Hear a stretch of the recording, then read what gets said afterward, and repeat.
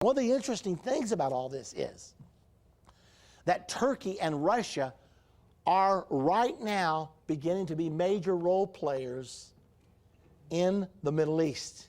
I'm going to explain that to you in just a moment, but before we do, I want to show you the prophecy about Russia in Ezekiel chapter number 38. Well, let me talk about Turkey first since we're there. It's very important. An article appeared in the Jerusalem Post within the last couple of days, and it says there that Turkey and Russia right now are becoming key players in the Middle East. Arafat was just in Russia a week or so ago. Turkey, the head of Turkey came down to Egypt and met with Arafat there. All of a sudden we have Turkey and Russia becoming the chief players. Well, Turkey controls the Ataturk Dam. Furthermore, Turkey is specifically named as one of the nations that will come against Israel at Armageddon, because all the nations are named in Ezekiel chapter number 38. Now, let me remind you, Ezekiel 37 is the story of the rebirth of the nation of Israel.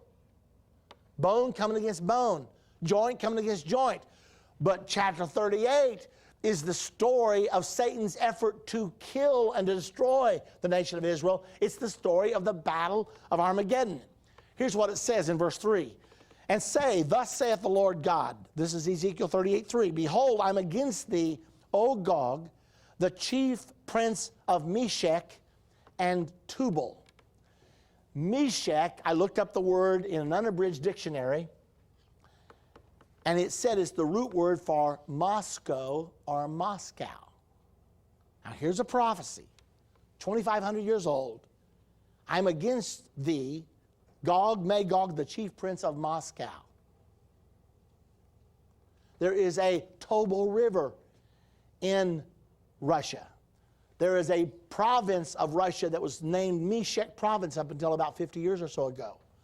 And so this is a definite prophecy about Russia. And God said, and I will turn thee back and put hooks into thy jaws, and I will bring thee forth and all thine army, horses and horsemen, all of them clothed with all sorts of armor, even a great company with bucklers and shields, all of them handling swords.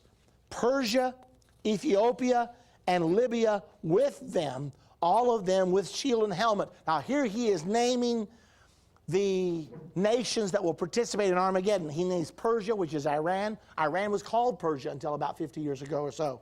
He's naming Persia, Ethiopia, Mr. Gaddafi in Libya. That doesn't surprise anybody. He goes on to say Gomer and all of his bands. That appears to be Poland. The house of Togarmah, which is Turkey. If you look on an ancient map where it says Togarmah, it's the area occupied by Turkey. Togarmah of the north quarters and all his bands and many people with thee. Be thou prepared and prepare thyself, thou and all thy company that are assembled unto thee. Be thou a guard unto them. Listen to verse 8. After many days thou shalt be visited. In the latter years thou shalt come into the land that is brought back from the sword. The land that is brought from the sword, of course, is Israel, and is gathered out of many people from the Holocaust against the mountains of Israel, which have always been waste for the last 2,000 years. But it is brought forth out of the nations, and they shall dwell safely, all of them. Now this prophecy tells us a lot about the Battle of Armageddon, who will participate there. It's actually going to be a world government force dominated by Russia. Let me explain this to you to make sure you understand. When we went against Saddam Hussein in 1991 in the Iraq crisis, the United States took the lead, but 28 nations joined us as the world community going against Saddam Hussein. That's exactly the way it's going to be done when the world community comes against Israel. It'll be Russia taking the lead in this effort, together with Iran, Turkey, and many other nations are going to participate, whipping Israel under submission to the world community. That is going to precipitate the Battle of Armageddon. So we can see that Russia and Turkey are now new players in the Middle East drama. It's not an accident. Why?